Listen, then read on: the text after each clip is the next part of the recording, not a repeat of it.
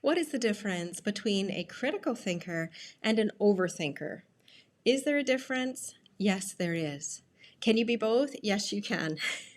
Or you can be one or the other. So, a critical thinker, which are the people that I work with, are people who think deeply about things. They tend to question everything. They want to understand the how and why of all things, how they work.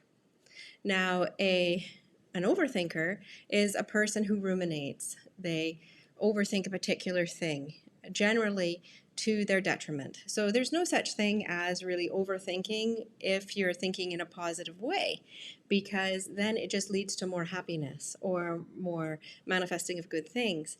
But if you're overthinking in a worry state, this is where we have a problem because it blocks you from sleeping, from being productive in your life, from moving forward, from making decisions.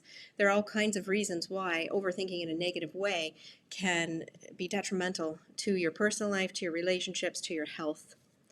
So with overthinking in a negative way, you're spiraling out of control. Control is a key aspect here of what the difference is. So critical thinkers are who are in control of their thoughts can think deeply on things. There's no problem. A critical thinker who is also overthinking in a negative pattern, you've got a big problem because they will overthink on an exponential scale.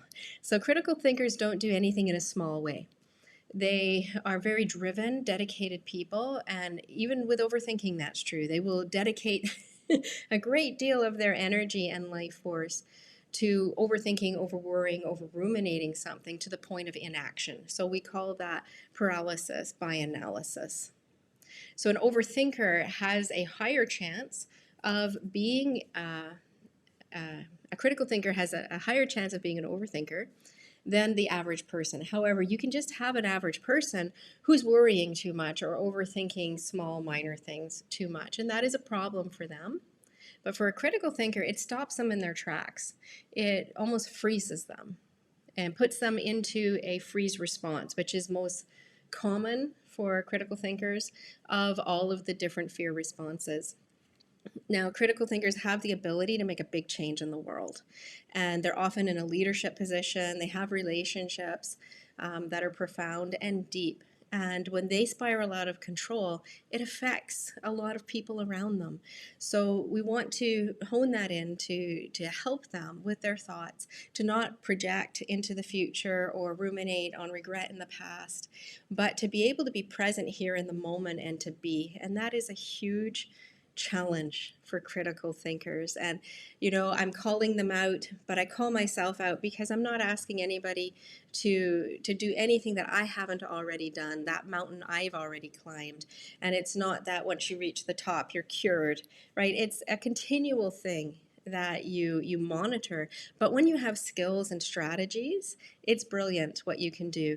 Overthinking itself is a strategy. It's a survival strategy, I believe, that we developed early on to prevent us from feeling unsafe. So we'll overthink a situation that happened before and say, I never want that to happen again because I don't want to feel that way again. And we think we are protecting ourselves. But in actuality, a lot of the things we overthink are things that won't repeat or things that there won't be an answer for that we can control. So knowing all of these things is really powerful and empowering to you in order to get over the overthinking aspect. If you are a critical thinker who can relate to this, I would love to be able to help you. There are other videos that I have, and I'll be creating more as well.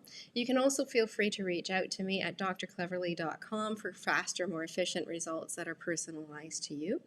And I salute you as a critical thinker, and let's get out of the dark hole of overthinking together.